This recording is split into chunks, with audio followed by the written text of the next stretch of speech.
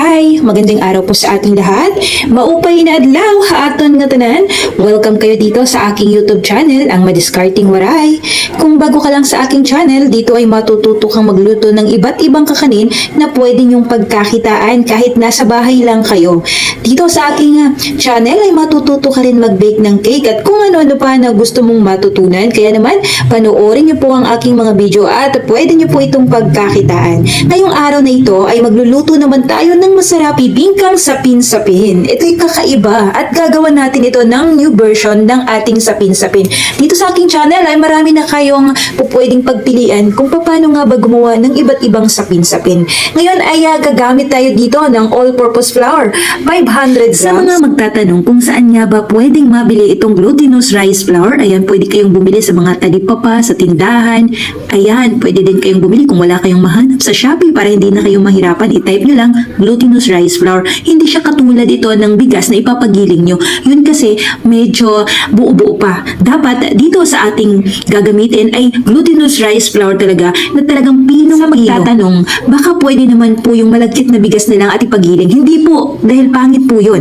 Ngayon ay maglalagay naman na tayo ng all-purpose flour, 2 cups. Mas masarap kasi kapag may all-purpose flour. Kapag may all-purpose flour kasi tayo inilalagay, parang may kunat siya. Hindi siyang sobrang lagkit sa bunganga. Ngayon ay maglalagay naman na tayo ng wash sugar. 1½ cup lang po ito dahil nga po maglalagay tayo ng toppings na medyo matamis. And then maglalagay tayo ng pangalawang gata. Ito na nga po yung 2 cup. Ito yung pangalawang piga. Ayan. And then maglalagay naman na tayo ng Alaska Ibab 370 ml para medyo masarap. Pero nasa sa inyo yun. Depende sa inyo kung maglalagay pa kayo ng Alaska Ibab. Kung wala naman kayong panglagay ng Alaska Ibab at ayaw nyo na maglagay, pwede na lang kayo ulit maglagay pa ng pangalawang gata. Ang sukat nito ay pwede magdagdag pa kayo ng 1½ cup. Ayan. And then pagkatapos natin ilagay lahat ng ating mga ingredients, ito ay dapat haluin natin ng mabuti ito. Pagka mahalo na natin ito ng mabuti, ngayon ay dapat nating salain. Bakit nga ba dapat nating salain ito? Para matanggal yung talagang pamumuo niya, lalo na sa kapag may asukal tayong nilagay, hindi maiiwasan na ang asukal na mabili natin ay may halong B, ayan, may halong mga langgam, ganyan. Kasi sa talipapa, medyo hindi naman yung talagang nakabalot na yung kilo-kilo kasi ang nabibili ko para medyo makamura ako. Kaya naman dapat talaga sinasala talaga natin ito. And then pagkatapos niyan ay hahatiin natin. Pagkatapos natin itong salain, hahatiin natin sa dalawa ito dahil maglalagay nga tayo ng pang-flavor. Ang flavor na inilagay ko dito, syempre ang ating ube na talaga namang napakasarap kapag ito ang gawin nating pang-flavor. Depende sa inyo kung maglalagay kayo ng pang-flavor na ube o ibang flavor. Ngayon ay naglagay ako ng 2 teaspoon lang po ng ube flavor. And then, ayan, hindi naman sa talagang hating-hati. Ang gusto ko kasi medyo mas makapal ang aking ube kaya medyo mas marami kaysa sa puti. And then, ito nga po ang aking bilao dito ay size 12 ang ginamit. Sa isang recipe na ito ay makakagawa lang kayo ng isang bilao na size 12. Ngayon ay naglagay ako ng parchment paper nga para nga po kapag may butas ang ating dahon ng saging ay hindi po tumulo sa ating bilao. Pagka okay na, tsaka naman na natin dito ilalagay na nga po itong ating sapin-sapin na dapat nga pala kapag ginagawa nyo to ay nagpainit na kayo ng tubig, nagpakulo na kayo ng tubig. Kailangan kasi kapag kasasalang natin ito, kailangan kulong-kulo na ang ating tubig. Ayan, huwag kayong magsasalang ng inyong sapin-sapin kapag hindi pa kulong-kulo ang tubig nyo ha, dahil papangit po ang lasa at hindi masarap po ang kinalabasan nito. So ayan na nga, dito ay inilagay ko na ito sa aking steamer. Ayan, inayos lang po natin yan. Pagka okay na at ayos na at siguraduhin na maayos at flat para hindi po masayang itong ating palitaw. Pagka okay na at nakapagpakulo na kayo ng inyong tubig, tsaka naman na po natin ito isasalang. Uulitin ko, dapat kulong-kulo talaga ang tubig nyo bago nyo po ito isalang. Pagka kulong-kulo na, tsaka nyo naman na po ito ilalagay. Ito ay lulutuin lang po natin ito. Sa unang layer na ating gagawin dito ay lulutuin lang natin ito ng 15 minutes. Alam niyo bang napakadali lang nitong lutuin. Itong sapin-sapin. Kapag lutuin natin sa bilao, ang ating sapin-sapin ay napakadali lang. And after that, ilalagay na natin dito sa ibabaw ang ating puti. Depende sa inyo ha, kung gusto nyo pa ibang flavor, wag na puti. Ayan, depende. Pero para sa akin kasi mas bagay ube and then yung plain white lang ang inilalagay natin dito sa ating taas dahil nga po lalagyan pa natin ito ng minatamis. Ayan, lalagyan pa natin ito ng parang nilalagay sa toppings ng bibingka. So okay na, natapos na natin siya. Naluto na natin ng 15 minutes ulit. Di ba napakadali lang. Hindi siya tulad na kapag ka nagluluto ka ng sapin-sapin na ang gagamitin mo, molder, ay yung pangputo. Ayan, kapag ka yun kasi maliliit, napakatagal at napakahirap, nakakainip at nakahase. Pagka okay na, ay magluluto naman na tayo ng ating latik. Sa ating latik ay kakailanganin natin ng kakanggata. 3 cups po ito, hindi po pwedeng kumulang at hindi rin naman po pwedeng sumobra. Kailangan sakto lang.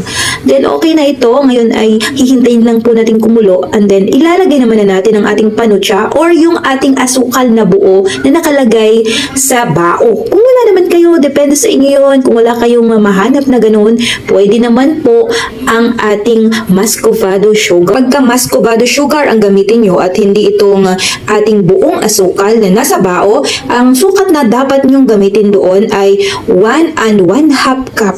So, eto na nga, hintayin lang po natin itong na malusaw. Di ko naman talaga siya in-slice o chinap itong ating nasa bao na asukal. Hinintay ko talaga siya na kusa na lang siyang matunaw. So, ito nga palang palatandaan natin kapag okay na. Ayan, nakikita nyo ba na kumuha kayo ng tubig and then ilagay nyo siya. Kapag hindi na siya lumutang at nasa ano na lang siya, ibig sabihin yan, okay na yan.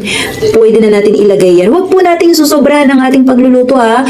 Dapat ay sakto lang dahil nga po kapag masobrahan po, ang mangyayari po, hindi na siya yung latik niya matigas na parang candy na. Kailangan sakto lang talaga ang pagluluto natin. Yung medyo malambot, yung parang ganyan, kapag gumagawa kayo ng mga palaman, hindi matigas, yung talagang katamtaman lang talaga. Yung kapag nakagawa na nga kayo ng ating palaman sa ubi palitaw, yun po yun yung pagluluto nun, hindi siya talaga sobra. Kailangan malapot lang. Pero nga pala, di ba, kapag may palatandaan naman kayo na hindi na po siya kumalat pa sa tubig, ibig sabihin ay okay na. Kasi kapag sobrang lapot naman, ang mangyayari nun, magiging tubig pa din siya, lulubog ang inyong latik. Hindi siya maganda.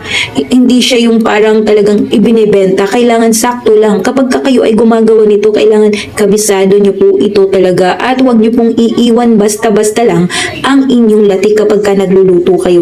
Kailangan talaga halu-haluin na matyaga lang talaga kayong maghalo ng inyong latik para maging perfect ang pagkaluto nyo at hindi papalpak. Ayan, natapos na nating lutuin ang ating sapin-sapin with latik. Napakasarap nito at masasabi ko na pwede na tayong magtinda, pwede na tayong gumawa at mag-business kahit nasa bahay ka lang. Kaya huwag kang mawala ng pagkaasa kung ikaw ay nanay na kagaya ko na nag-iisip na bakit ganito, wala akong hanap buhay. Ay, pwede po kayong magluto ng iba't ibang kakanin. Kung gusto nyo po, ayan, manood lang kayo sa aking mga video. Matututo kayo. Kasi inisa-isa ko talaga yan, sinasabi ko talaga yung mga teknik nito, kung papalpak ba o hindi. Kaya makukuha nyo po sa isang lutuan pa lang, hindi na kayo papalpak. Depende na lang sa inyo yun kung gagayahin nyo po talaga ang pagluluto ko.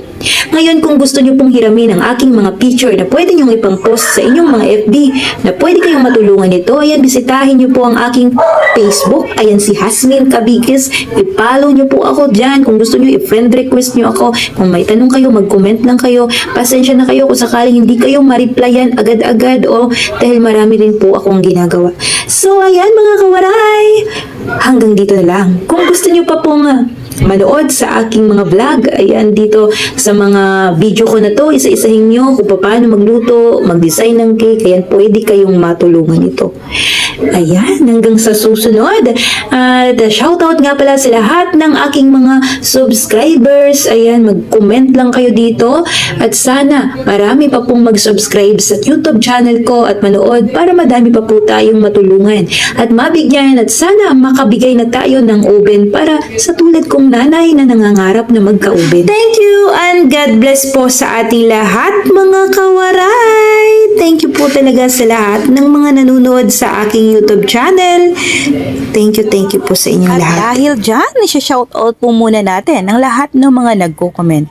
Shoutout kay Ma'am Lelia Tagalog. Wow, ang sarap. Thank you for sharing. Salamat din po ma'am at sana ay magawa niyo po ito. At nagpapasalamat din po tayo kay Sir Seri Royd. Madam, salamat. Kumita na po ako sa mga recipe mo. Sana po gumawa kayo ng kasaba pudding. Sige po, next vlog po yan, sir.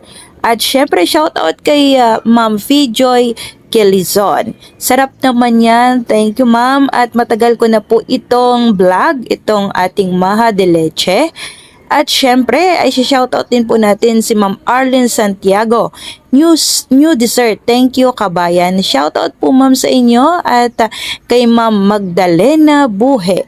Thank you sa pag-share ng recipe mo. God bless. Thank you po sa inyong walang sawang panunood sa aking YouTube channel. At syempre, si Ma'am Mati Katzenberger. Agi daw, karasa man hiton nga kamote roll. Try ko din iyon, damo nga salamat. At syempre kay Ma'am Evangeline Bartolo, itry ko pong gawin ang iyong recipe. Thank you po, salamat sa inyong panunood sa aking YouTube channel, mga kawaray.